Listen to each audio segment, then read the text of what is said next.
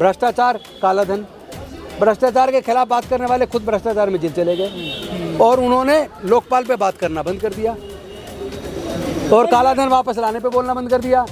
जय भीम मुख्यमंत्री प्रतिभा विकास योजना मैंने बनाई थी, जिसमें 15,000 बच्चों को, 6,000 SC ST, 6,000 OBC, 3,000 EWS, उनके बच्चों को civil services, engineering, medical, judiciary, तमाम तरह की जो कोचिंग का इंतजाम हमने किया था और साथ में 2,500 रुपये स्टाइपेंड देने की बात की थी।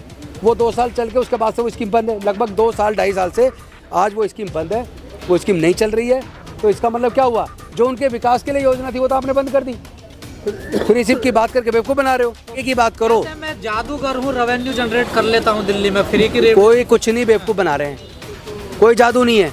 आप ही का पैसा उसी को यहाँ से काट के यहाँ दे दो और यहाँ से काट के यहाँ दे दो और थोड़ा कहीं और बढ़ा के दूसरी की जेब से निकाल लो, यही तो हो रहा है। फिर दोबारा दिल्ली से 3 भेजे, टोटल 13 भेजे, लेकिन 13 में एक भी ना SC, ना ST, ना OBC, ना माइनॉरिटी। यानी वोट तुम्हारी लेंगे, जब हक देंगे तो वो केवल स्वर्णों को देंगे।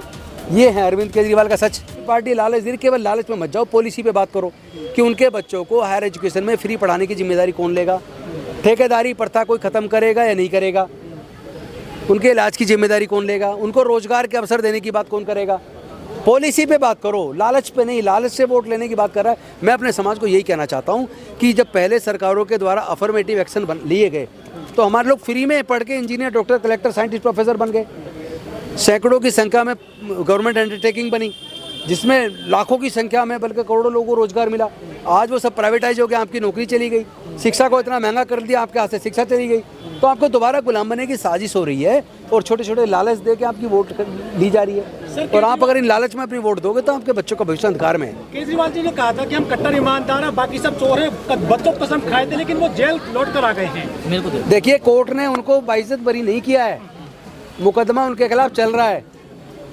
और दूसरी बात, जिन पे आरोप लगा के पूरा षड्यंत्र जो RSS का, जो पूरे मीडिया का इस्तेमाल करके, कुछ औद्योगिक घरानों का इस्तेमाल करके जो पूरा आंदोलन चला था 2011 का अन्ना मूवमेंट, उसमें 3 ही तो मुद्दे थे, लोकपाल, भ्रष्टाचार, काला धन। भ्रष्टाचार के खिलाफ बात करने वाले खुद भ्रष्टाचार में जेल चले गए और उन्होंने लोकपाल पे बात करना बंद कर दिया और काला धन वापस लाने पे बोलना बंद कर दिया। और तो और पहले 49 दिन की सरकार में कांग्रेस के सपोर्ट से सरकार बनी तो रिजाइन ये कह के किया था कि हम लोकपाल लाना चाह रहे हैं, हमें सपोर्ट नहीं कर रहे, लेकिन उसके बाद तो 67 सीट आ गई और दूसरी बार 62 सीट आ गई, तब लोकपाल क्यों नहीं रहा है। ये मैं समझता हूँ, लोगों को समझना चाहिए कि ये बहरूपिया, ये लोगों को बेवकूफ़ बना रहा है, आपकी वोट पे डाका डाल रहा है, छोटे छोटे लालच देके। आपका SC ST OBC के बारे में इसकी कोई उनके विकास की इच्छा नहीं है।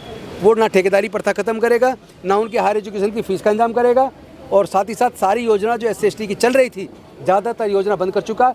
जो जय भीम मुख्यमंत्री प्रतिभा विकास योजना मैंने बनाई थी, जिसमें 15,000 बच्चों को, 6,000 SC ST, 6,000 OBC, 3,000 EWS, उनके बच्चों को civil services, engineering, medical, judiciary, तमाम तरह की जो कोचिंग का इंतजाम हमने किया था और साथ में 2,500 रुपये स्टाइपेंड देने की बात की थी। वो 2 साल चल के उसके बाद से वो स्कीम बंद है। लगभग 2 साल 2.5 साल से आज वो स्कीम बंद है, वो स्कीम नहीं चल रही है। तो इसका मतलब क्या हुआ, जो उनके विकास के लिए योजना थी वो तो आपने बंद कर दी। फ्री सिप की बात करके बेवकूफ़ बना रहे हो। तो फिर अब क्यों कह रहे हैं वो कि मैं बच्चों को भेजूंगा, SC ST बच्चों को? वोट के लिए कह रहे हैं, वोट के लिए वोट चाहिए तो चुनाव है तो जो मर्जी कहलवा लो उनके मुँह से। जीतने के बाद कोई आप मिलकर बात करके देख लेना, अगर आपको टाइम देते तो मान जाऊँ मैं। MLA नहीं मिल सकता है अरविंद केजरीवाल का, अपना MLA उनसे आसानी से 6-6 महीने तक इंतजार करेगा, आसानी से नहीं मिल सकता। पंजाब में बोला था डिप्टी CM बनाएंगे दलित को, लेकिन नहीं बना पाए। तो ये तो उनसे पूछो ना कि तुम धोखा क्यों दे रहे हो। तुम दलित, पिछड़े, आदिवासियों को बेवकूफ़ समझते हो, माइनॉरिटी को बेवकूफ़ समझते हो क्या? उनके मुद्दों पे तो आप चुप ही साथ लेते हो। हाँ, बोलते कुछ हो, करते कुछ हो। तो सर दिल्ली का बहुजन क्या कर रहे हैं सर, किस तरफ जाए, क्या दिल्ली का बहुजन सीधी सी बात है, जो सरकार उनके विकास की पॉलिसी बना रहा है, जो जाति जनगणना सोशियो इकोनॉमिक सर्वे पे ठोस तरीके से मजबूती से योजना बनाने के लिए प्रॉमिस करता है, जो ठेकेदारी प्रथा को ख़त्म करके उनके पक्के रोजगार देने की बात करता है, जो प्राइवेट जो सेक्टर में बेचा जा रहा है सामान उसको रोकने की बात कर रहा है, जो उनके बच्चों के भविष्य के लिए अच्छी योजना लाने की बात कर रहा है, उनको आप वोट दें। किसी के छलावे में, छोटे मोटे लालच में ना आए। पर ये तो बिजली और पानी में फ्री में गुमराह हो रहा है ना बहुजन समाज हो रहा है, लेकिन अब तो सारी पार्टी दे रही है उसे छोड़ो सारी पार्टी में। अब ये पूछो भैया, हमारे विकास की क्या योजना ला रहे हो? क्या आप हमारे बच्चों को प्राइवेट सेक्टर खत्म करके सरकारी योजना में ला रहे हो? क्या 4th क्लास एम्प्लॉयमेंट को जिसको आउटसोर्स कर दिया पूरी तरह, क्या वापस सरकार में अधीन ले रहे हो? क्या आप कच्चे कर्मचारी को पक्का करोगे? क्या ठेकेदार के थ्रू जो शोषण हो रहा है उसको खत्म करके उनको रेगुलराइज करोगे? इन पे सवाल पूछ लो इनसे, जो पार्टी वादा कर रही है। तो चूंकि बिजली पानी की बात तो सब कर रहे हैं, तो बिजली पानी की बात छोड़ो ना, आगे की बात करो। वैसे मैं जादूगर हूँ, रेवेन्यू जनरेट कर लेता हूँ दिल्ली में फ्री की रेट। कोई कुछ नहीं बेवकूफ़ बना रहे हैं, कोई जादू नहीं है। आप ही का पैसा उसी को यहाँ से काट के यहाँ दे दो और यहाँ से काट के यहाँ दे दो, और थोड़ा कहीं और बढ़ा के दूसरी की जेब से निकाल लो, यही तो हो रहा है। जब आपने 9,000 कुछ के आसपास आपने सब्सिडी दी होगी बिजली पर तक, और 35,000 से ज़्यादा आपने power purchase adjustment cost PPAC उसके नाम पे वसूल लिया, तो आप तो बड़े अच्छे जादूगर हैं, लूटना जानते हो। आपने जो बिजली का बिल दे रहा उनसे कई गुना ज़्यादा वसूल लिया, बात खत्म हो गई। सर प्रचार में देखा जा रहा है कि भाजपा से भी कई कदम आगे बढ़कर हो रहा है आपका प्रचार, तो ये सोचो ना, वो पैसा प्रचार में आ कहाँ से रहा है? गरीब पार्टी आम आदमी कहाँ, वो तो बहुत बड़े खास हैं, पूरा मीडिया मैनेजमेंट हो रहा है। दलित मुसलमान वोट देते हैं लेकिन राज्यसभा के दरवाजे नहीं खुल पाए उनके लिए। अब तक 13 राज्यसभा सांसद भेजे, 3 पहले दिल्ली से, 7 फिर पंजाब से, 3 फिर दिल्ली से। दिल्ली में SC/ST की संख्या कम से कम 20% है आज, SC की खाली, और माइनॉरिटी की भी संख्या कम से कम 14% है। पंजाब के अंदर कम से कम शेड्यूल्ड कास्ट 36% है। पंजाब से सरकार बना ली, 7 सांसद वहाँ से भेज दिए। दिल्ली में सरकार बना दी, 3 सांसद यहाँ से भेज दिए, फिर दोबारा दिल्ली से 3 भेजे, टोटल 13 भेजे, लेकिन 13 में एक भी ना SC, ना ST, ना OBC, ना माइनॉरिटी। यानी वोट तुम्हारी लेंगे, जब हक देंगे तो वो केवल सवर्णों को देंगे। ये है अरविंद केजरीवाल का सच। ठीक है, देश के लोगों को समझना पड़ेगा, ये हिस्सेदारी भागीदारी देने के पक्ष में नहीं है, न्याय के पक्ष में नहीं है। और इन्होंने जितना फेलोशिप दी 450 के करीब, 70,000 से लेकर 2.5 लाख तक तनख्वाह, उसमें कोई SC, ST, OBC, माइनॉरिटी किसी को कोई मौका नहीं दिया। दिल्ली में SC आयोग की भी गठन नहीं हुआ सर। वो आयोग का मैंने बिल बनाया था, वो बिल केजरीवाल साहब के पास पड़ा हुआ है पिछले 3-4 साल से। एक बार उन्होंने कैबिनेट में लगा भी दिया, लेकिन एंड टाइम पे जब कैबिनेट मीटिंग होनी थी ड्रॉप कर दिया।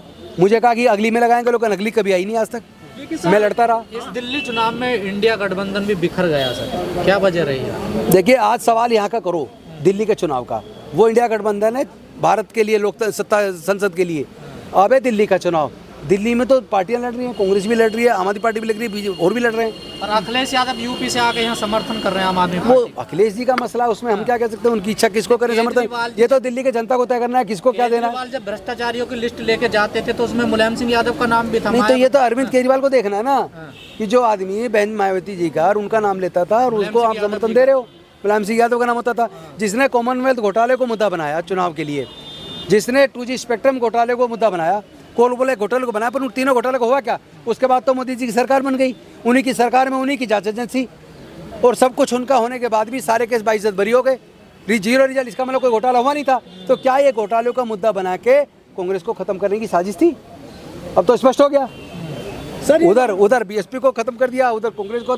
यार नहीं कि मनुवादी लोग दिमाग से, चालाकी से, अपने चातुर्य से, चोरी छल कपट उनकी आदत रही है। वही मनुस्मृति और वही पुराना देख लो, हर जैसे एकलव्य का अंगूठा काटा, वो भी छल कपट है। तो ये छल कपट की नीति खत्म नहीं हुई है, ये बार बार हमारा अंगूठा काटते रहेंगे, और ये अंगूठा मेरे भी कटा।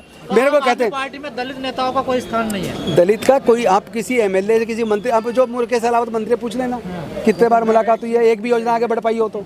ये लोग चाहते हैं क्लैरिफिकेशन कि इसका आम आदमी पार्टी की तो कमियां आ गई, लेकिन हमारे लोगों की कमी ये है कि डॉक्टर बाबा साहब अम्बेडकर सेपरेट इलेक्टोरल इसलिए दिलाना चाहते थे ताकि हमारे प्रतिनिधि को हमारे लोग चुने, लेकिन उस वक्त आपको पता है गांधी जी अनशन पर बैठ गए। उसके बाद 24 सितंबर 1932 को पूना पैक्ट हुआ, और पूना पैक्ट में हमारा दूसरा अंगूठा कटा, पहले एकलव्य का कटा, फिर पूना पैक्ट में कटा।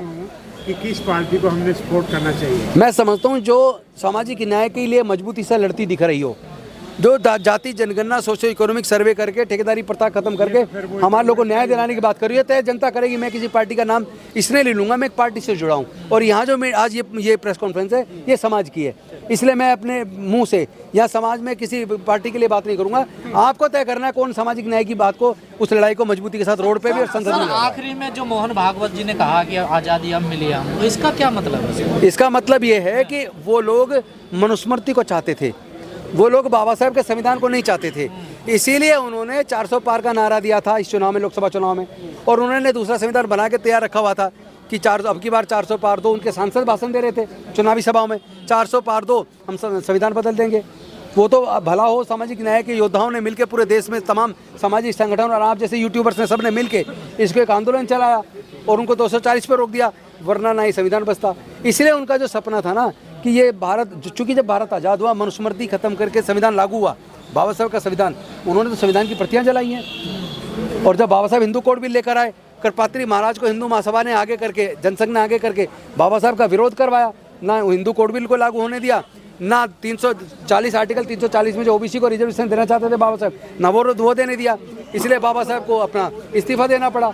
तो ये लोग बाबा साहब के संविधान से चिढ़ते हैं, ये लोग डॉक्टर बाबा साहब अम्बेडकर जी की विचारधारा से चिढ़ते हैं, ये लोग SC ST OBC माइनॉरिटी को हक मिले, क्योंकि मनुस्मृति उन्हें हक नहीं देती, लेकिन संविधान उन्हें हक देता है। इसलिए जो राम मंदिर का बात आई है, 400 पार की बात आई, इनका जो सपना था कि 2025 में RSS के 100 साल होंगे और तो वो हिंदू राष्ट्र की घोषणा करेंगे, वो सपना टूट गया है। तो ये जो कह रहे हैं ना कि भारत तो आज़ाद अब हुआ है, क्योंकि वो राम मंदिर की जो उद्घाटन हुआ तो उसको वो आज़ादी का मान रहे हैं, यानी जो लाखों लोगों ने जान की कुर्बानी दी, शहादत दी, उसको नहीं मान रहे। ये तो देश का पूरे का अपमान है, उनकी शहादत को अपमान है, स्वतंत्रता सेनानियों की, और साथ ही साथ देश के संविधान का अपमान है, और देश का संविधान का अपमान करने वाली व्यक्ति को जेल में होना चाहिए।